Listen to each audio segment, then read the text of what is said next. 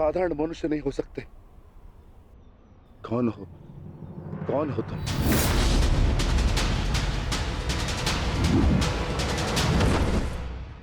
कहा था ना, अपना परिचय देना भूल जाओगे। अब सुनो मेरा परिचय। मैं हूं बर्बरीक, घटोत्कच पुत्र बर्बरीक।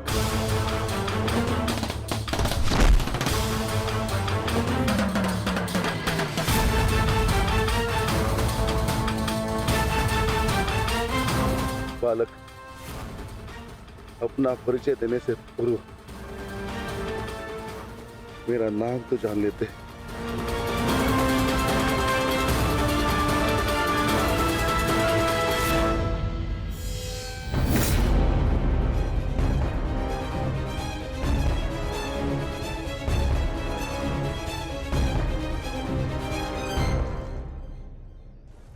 क्षमा चाहता हूं माता, परंतु एक बात जानना चाहता हूं। ऐसा क्या है उस कर्ण में जो वो कर सकता है और वही सब उससे अधिक कुशलता से मैं कर सकता हूं? अवश्य पार्थ, अवश्य तुम कर सकते हो,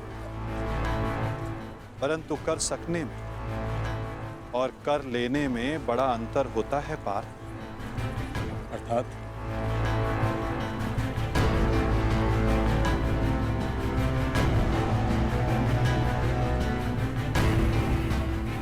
शब्द और अर्थ के फेर में मत पड़ो पार्थ, उससे कोई लाभ नहीं होता। नहीं माता, लाभ है। बहुत गुणगान सुन लिया कर्ण का।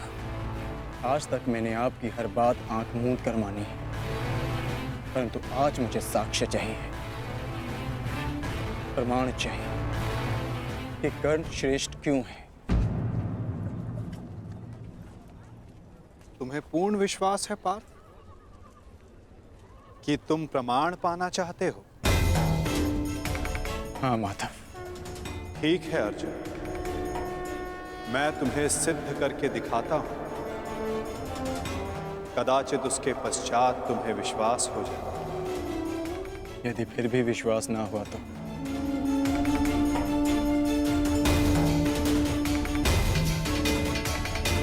मैं वचन देता हूं पार्थ, कर्ण की प्रशंसा तो दूर, तुम्हारे समक्ष उसका नाम तक नहीं लूंगा।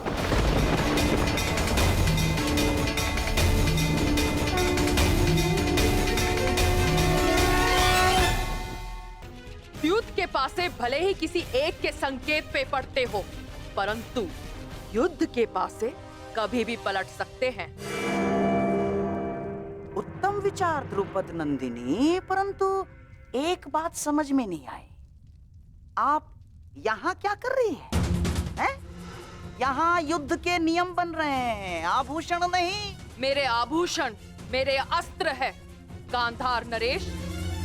रहा आपके प्रश्नों का उत्तर कुमार दुर्योधन, तो मैं आपको बता दूं कि पांडव पक्ष में आपके हर योद्धा की काट है। तुम्हारे कवच कुंडलधारी मित्र कर्ण का उत्तर है द्रोण शिष्य पशुपतास्त्र धारी कौन्तेय अर्जुन। आपकी अगली सुरक्षा पंक्ति आचार्य द्रोण। तो कदाचित आप भूल रहे हो तो मैं आपको स्मरण करा दूं कि मेरे भाई धृष्टद्युम्न का जन्म द्रोण का वध करने के लिए हुआ है। रही बात आपके प्रिय मामाश्री की, नारायणी सेना की, तो मैं आपको बता दूं स्वयं नारायण पांडवों के मार्गदर्शक है। और शेष रहे आपके कुशल अनुभवी सेनापति गंगा पुत्र भीष्म, तो उन्हें मुक्त करने के लिए मैं स्वयं आप सबके सामने खड़ी हूं।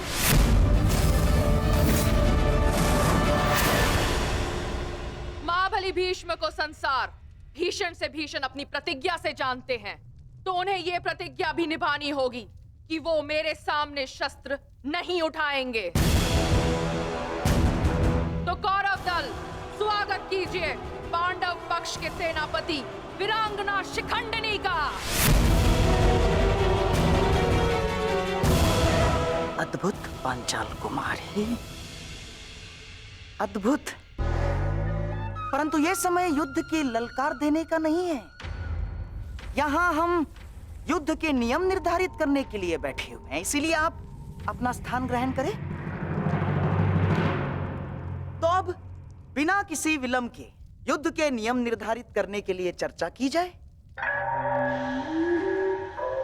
जैसे कि कुरुकुल की रीति रही है कि सदैव सबको समान अवसर दिया जाए, इसीलिए युद्ध के नियम निर्धारित करने के लिए भी हम कौरवों की तरफ से सभी उपस्थित महायोद्धाओं को नियमों का सुझाव देने का समान अवसर दिया जाएगा।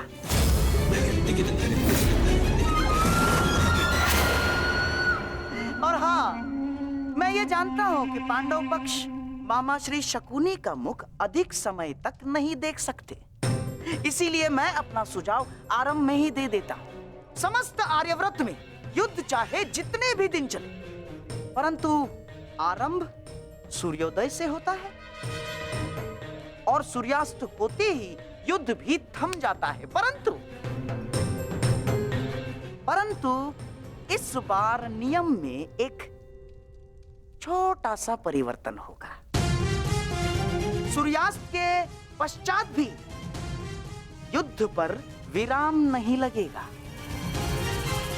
तब तक जब तक अंधकार इतना सघन न हो जाए कि योद्धाओं को मशाल के प्रकाश में भी कुछ दिखाई न दे।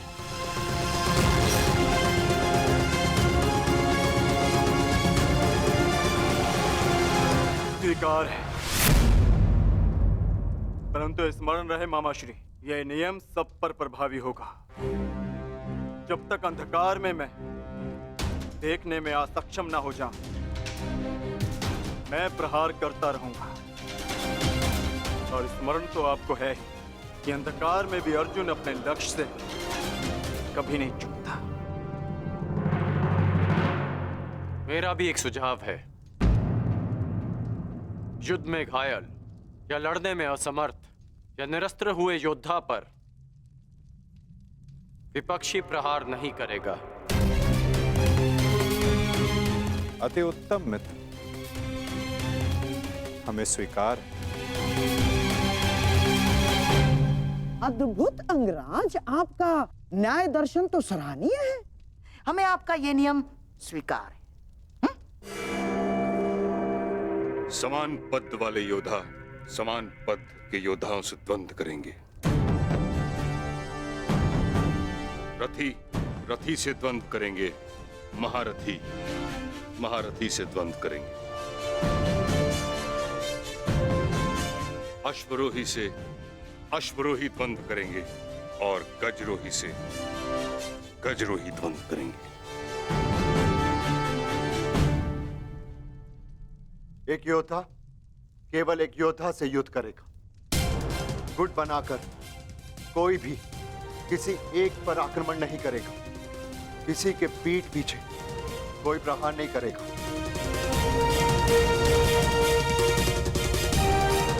यदि विपक्षी ने पहले छल किया तो क्या प्रतिपक्षी को उसका उत्तर देने का अधिकार है? वो योद्धा की सोच पर निर्भर करता है विकोदर।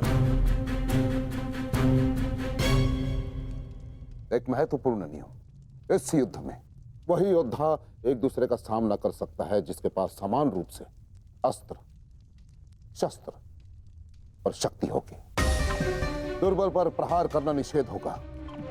और इस युद्ध में गदाधारी गदा युद्ध के नियम से और धनुर्धर धनुर्शस्त्र के युद्ध से युद्ध करेंगे। और सबसे महत्वपूर्ण नियम, इस युद्ध में किसी भी प्रकार का छल, कुचक या षड्यंत्र नहीं होगा। स्मरण रहे। हमें स्वीकार है।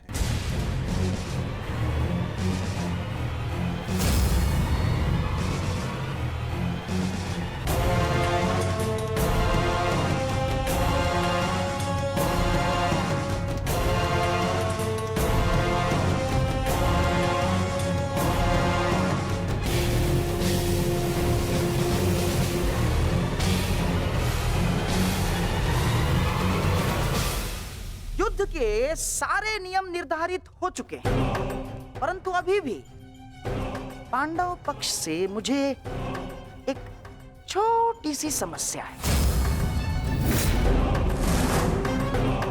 परंतु अभी भी पांडव पक्ष से मुझे एक छोटी सी समस्या है।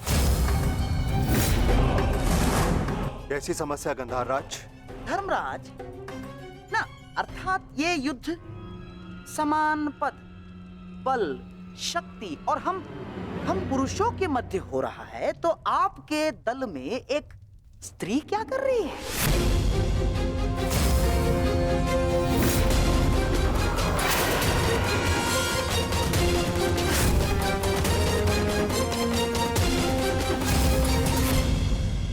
ना, पुरुषों के युद्ध में एक स्त्री का भाग लेना युद्ध के नियमों के विपरीत है धर्मराज। ये नियम आप जैसे द्रुत पुरुषों ने बनाए हैं, जो स्त्री को तुच्छ मानते हैं, केवल वस्तु मानते हैं। शिव शिव शिव शिव शिव शिव शिव शिव, ये क्या कह रही हैं आप? ये नियम तो स्वयं महादेव ने बनाए हैं। महादेव, आपको स्मरण है ना, जब देवी पार्वती ने असुरों का नाश करने के लिए माता काली का रूप धारण किया था, तो स्वयं महादेव ने भी उन्हें रोकने के लिए अपने बल का प्रयोग नहीं किया ना, अपितु वो स्वयं माता काली के समक्ष नतमस्तक हो गए। जब स्वयं ईश्वर इस नियम का पालन कर सकते हैं, तो हम तो केवल साधारण मनुष्य हैं। कोई भी पुरुष योद्धा एक स्त्री पर आक्रमण नहीं करेगा, यही युद्ध के आधारभूत नियमों में से एक है।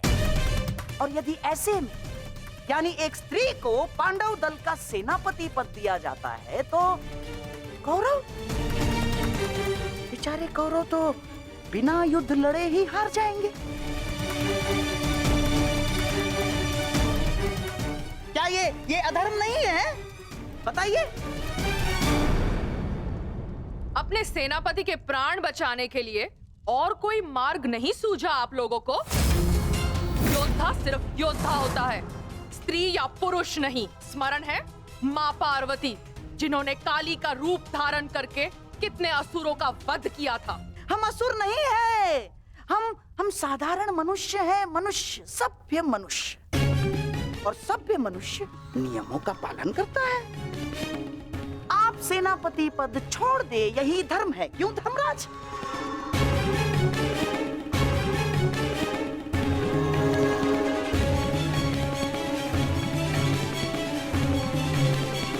हाँ, तो सबके समक्ष युद्ध के सभी नियम निर्धारित हो चुके हैं। हाँ, परंतु अभी भी किसी के मन में शंका कुशंका हो तो यहाँ अपने विचार प्रकट कर सकते हैं।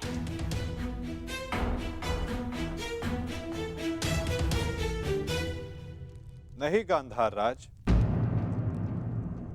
इस सभा में बनाए सभी नियम और उपनियम हमें स्वीकार।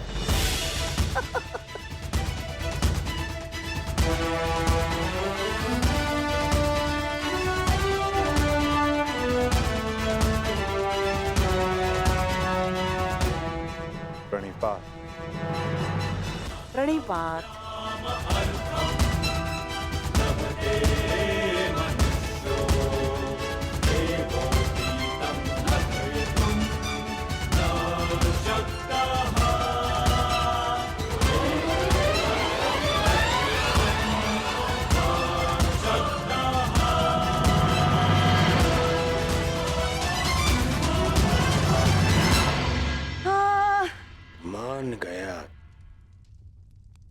मान गया क्या रणनीति थी मामाश्री।